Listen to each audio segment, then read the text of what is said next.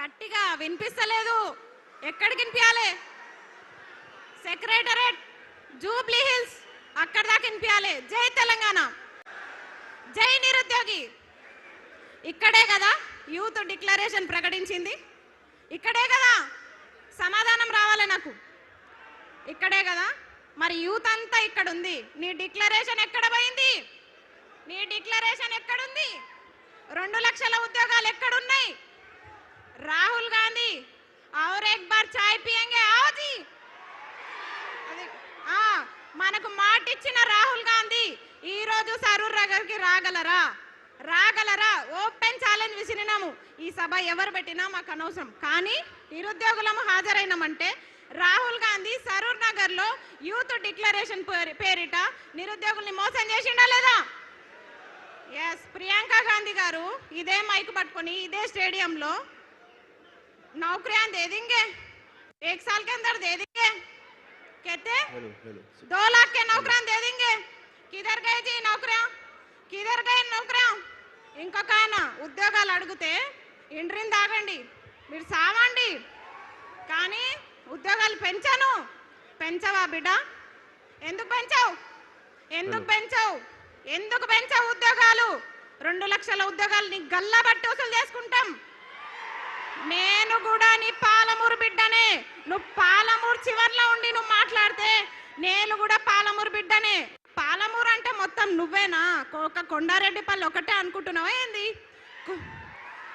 ఉద్యోగాల జాతర అన్నారు కదరా, ఏడుంది ఉద్యోగాల జాతర? ఏడుంది? ఇక్కడ సరూర్ నగర్లో ఉంది నిరుద్యోగ జాతర, ఇక్కడ ఉంది నిరుద్యోగ జాతర. ఎక్కడుంది ఉద్యోగాల జాతర? 3వ సారి కూడా కురుమూర్తి జాతర వచ్చిందిరా అయ్యా, 3వ సారి కూడా కురుమూర్తి జాతర అయిపోయా, ఉద్యోగాల జాతర అంట. నిరుద్యోగ భృతి అన్నారు. రెంట్లు కట్టలేక ఎవరన్నా గుళ్ళకు సాయిబాబా టెంపుల్కి ఎందుకు పోతారు? దిల్సుఖ్ నగర్లో దేవుడికి దండం పెట్టుకోనికే పోతారు. కానీ మా నిరుద్యోగులు అన్నదానం పెడుతురని అన్నదానం కోతున్నారు. అవునా కాదా? మధ్యాహ్న భోజనం తినడానికి సాయిబాబా టెంపుల్కి పోతున్నారు.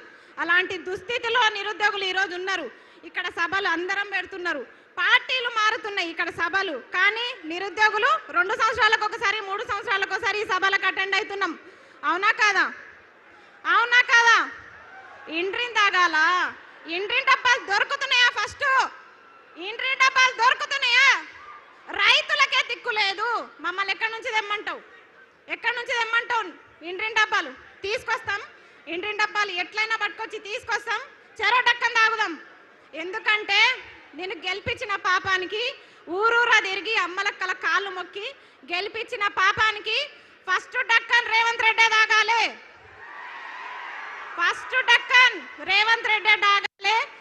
తర్వాత రాహుల్ గాంధీ తాగాలి, తర్వాత ప్రియాంక గాంధీ తాగాలి. ప్రియాంక గాంధీ కంపల్సరీ తాగాలి. మహిళగా చెప్తున్నా, ప్రియాంక गांधी जी जरूर सरूर नगर का प्रोग्राम देखो. क्यों बोले तो बोले ना, यूथ डिक्लेरेशन के नाम पे हमको धोखा दिए प्रियंका गांधी. आपको दीदी समझे हम? कहाँ है आप? किधर गए? అది ఇంకోటి, ఉన్న స్కూల్లో మంచిగా పెట్టరా నాయన అంటే ఇంటర్నేషనల్ స్కూల్స్ పెడతా, జర్మన్ భాష నేర్చుకోండి. నీకు ఫస్ట్ ఇంగ్లీష్ వస్తుందా? నువ్వు ఫస్ట్ ఇంగ్లీష్ నేర్చుకో, నువ్వు ఫస్ట్ మాతృభాషలు నేర్చుకో, హిందీ నేర్చుకో, ఇంగ్లీష్ నేర్చుకో, చక్కగా తెలుగు నేర్చుకో. వందే మాతరం కూడా అనలేని రేవంత్ రెడ్డి వందే మారతం అంటాడు, వందే మారతం అంట. నేను అడిగేది ఒక నిరుద్యోగకి ఇవన్నీ ఎందుకు చెప్తున్నా అంటే, ఎక్కడ నిరుద్యోగ సభ జరిగినా గివే మాట్లాడతాడు. డక్కన్ కాదు, ఇంటిని డబ్బా దొరుకు